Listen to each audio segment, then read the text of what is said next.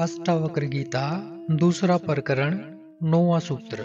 क्या कहते हैं राजा जनक की सूत्र में, आश्चर्य है कि कल्पित संसार अज्ञान से मुझे ऐसा भासता है जैसे सीपी में चांदी, रस्सी में सांप और सूर्य की किरणों में जल भासता है। क्या कहना चाहते हैं राजा जनक इस सूत्र के माध्यम से?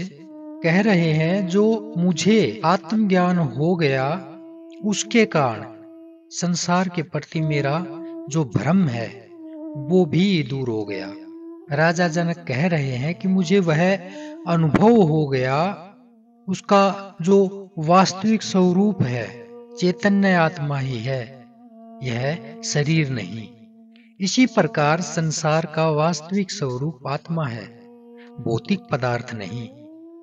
यह संसार जैसा दिखाई देता है वह वास्तविक नहीं है, केवल कल्पना मात्र है।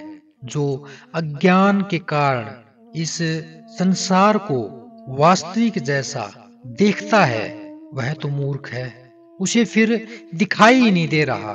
कह रहे हैं राजा जनक, यह संसार सीपी के समान महत्वहीन है, सीपी के समान महत्वहीन है किंतु चांदी के समान मूल्यवान दिखाई देता है। यह संसार रस्सी के समान निर्जीव है किंतु अज्ञान के कारण सांप की भांति दिखाई देता है। यह सूर्य की किरणों में जल की भांति समान दिखाई देता है, अर्थात यह मर्ग मरीचिका में केवल जल की भ्रांति मात्र होती है, वह प्यास नहीं बुझा सकती। इन तीन उदाहरणों में तीन तथ्य प्रकट किए गए हैं। सीपी में चांदी का अर्थ है यह चांदी के समान मूल्यवान व आकर्षक दिखाई देता है, क्या संसार, परंतु वह सीपी के समान निर्मूल्य है। निर्मूल्य यानी वह नहीं जो अनमोल हो, निर्मूल्य यानी जिसकी कोई कीमत ना हो, यानी बिल्कुल ही मूल्यहीन। और क्या कह रहे हैं आगे, संसार सांप के समान भयभीत करने वाला दिखाई देता है किंतु है मात्र यह उस निर्जीव रस्सी के समान ही।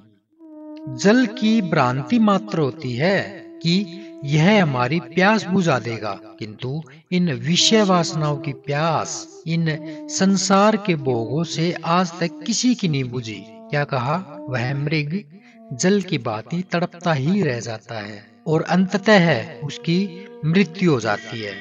इसलिए इसे मृग मरीचिका कहा है, क्योंकि यह सत्य नहीं है, माया जाल है, बल्कि भ्रम मात्र है। इस सूत्र के माध्यम से राजा जनक ने अपने आत्मज्ञान को दर्शाते हुए संसार के प्रति जो अज्ञानियों का भ्रम है उस भ्रम को उस सांप के समान बताया है, जो मात्र एक रस्सी है जो भ्रम के कारण सांप दिखाई देती है। अगले सूत्र में फिर मिलते हैं, तब तक के लिए नमस्कार।